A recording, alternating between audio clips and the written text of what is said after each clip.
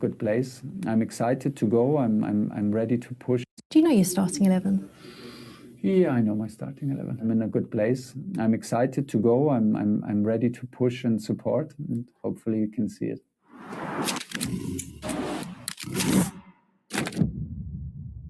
Well, Thomas, 18 months after taking over, the World Cup is finally here. Yeah. You know the remit, don't you? What you've got to do? Yeah, I know the job ahead, but I know how this works for me, step by step and day by day. Take the little wins day by day, and then we build something bigger. I'm very happy that we're finally here after building in camps, and then a lot of time between camps. So finally I have a team, and I have them for weeks, and I have them 24/7. Makes me a happy person because I can be a coach, and that's what I love. You spoke about wanting the team to have the belief when you took over that they could go into this World Cup, believing that they could win. Do you see that? Yeah, we have the belief. First of all, we have to believe in ourselves, and this is what I clearly see, and that's why we chose the group.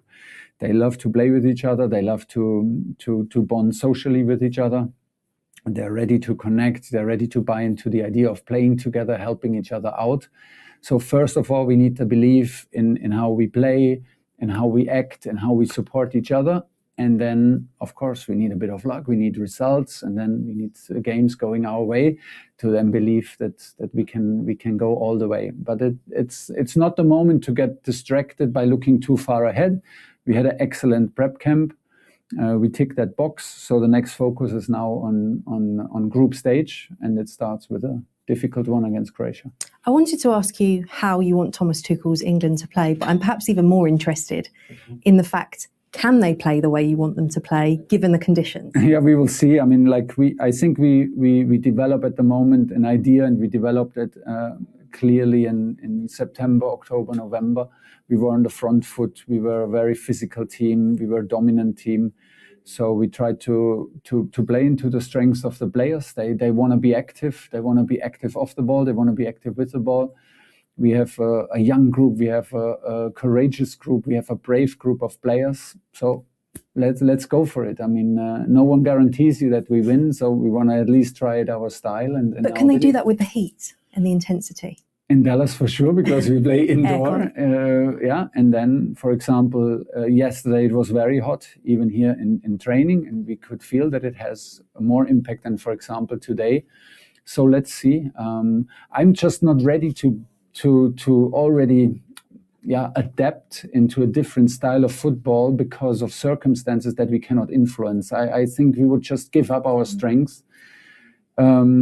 Research about the Club World Cup showed us that the style is pretty much the same, but maybe the repetition is less often. So maybe a player who has maybe 10 to 15% less sprints, less distance, but that does not actually it influences the volume and of the intensity, but the style of play not so much. In the end, we need to have an answer anyway to every scenario. So will we be a lot in ball possession, or will we attack a lot the last third of the opponent? Will they push us back? And do we need to defend deep? We need to have answers to everything. One player that you've not always had available to you in every camp is Jude Bellingham. Jordan Henderson was very defensive speaking about him this week as a player and as a teammate. Good. What is your perception of him now, and has it changed over the last couple of weeks? What does defensive mean? He was saying that sometimes what's written about him in the media perhaps isn't correct. He finds it hard to read. He was saying he's got the X factor on the pitch, but he's a brilliant teammate around the camp as well. Yeah, he is. He is, and we want him to be. We want him exactly that to be. You're absolutely right. He was not available in all camps, it was important for me to have him now with us, and that he buys into this idea. I think we have him in a sweet spot after his injury, because he's so happy. He's so happy to be back on the pitch, full of joy in every training. But he clearly buys into the idea of team effort. He buys into our style of defending, of pressing, and we need this from him. So, and then I agree with Jordan. He's an excellent teammate. About the talent, we don't need to speak. He has the certain X factor that can decide matches, that can really bring the extra quality to the pitch. and hopefully we can bring the best out of him. And the way he is, relaxed and open and fully integrated within the team, is just nice to see. Do you know your starting 11? Yeah, I know my starting 11.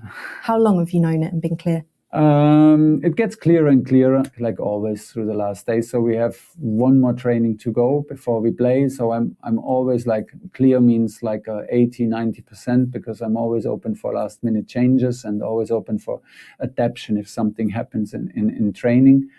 But yeah, I know, and I observed who's in shape. I know who's in shape, what we want from out this match. So I have a clear idea. What's been your toughest selection call? The toughest was the reduction from the 55 to the 26. There were some really tough phone calls to make. But what about the 26 to the 11? That's a tough call as well, isn't it? They will come in the next days. But actually, at the moment, I'm not so worried about it, because we're in the beginning of World Cup.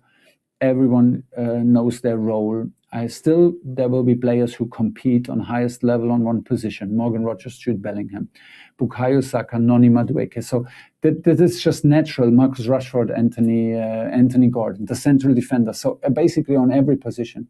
But still the energy is in a good place. And everyone buys into the idea that you can even push yourself and still compete against each other. They compete with each other. They compete for a starting place. Every football player wants to start, but they know for this tournament, if they're not selected as a starter, there's always a chance to make an impact from the bench. There's always a responsibility to push from the side.